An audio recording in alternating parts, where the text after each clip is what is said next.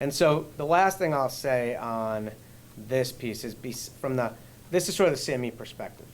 But from the firm's perspective, if you want to set up a firm and you want to allow people in and out, I mean, there's always from the firm's perspective, as Phil mentioned earlier, which is, well, am I doing something that really makes me look like an FCM or a broker-dealer as opposed to a proprietary trading firm? And even putting the CME rules aside, theoretically, the SEC or the CFTC can go after you. And back in the day, we were told, there's nothing out there. We had firms mostly on the PhilEx always for some reason that would give, I don't know, 100% of the profits to the trader, and then they would charge the commission rebate. Right, they would get the commission rebate, which was actually the better setup. They would just charge more when they figured out the P&L, like I said, and their agreement literally would be like they took a clearing agreement and changed the word clearing and changed it to subscription, all the way down to the systems disclaimers, right? It looked like a clearing agreement.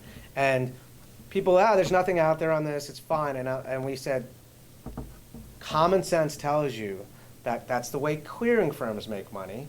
They're registered for that. Trading firms don't. I've never heard the principal of a trading firm that makes money if they give away 100% of the profit.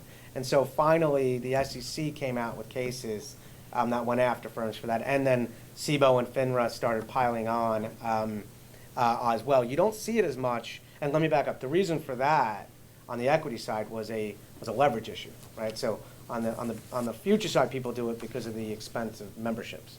On the BD side, it was the expense of maintaining a fully leveraged JBO or portfolio margining account. And so if I pull together, I don't need to maintain my own broker-dealer, and maybe I don't need $5 million for portfolio margining. Or back when people did a lot of JBOs, I don't need $1 million.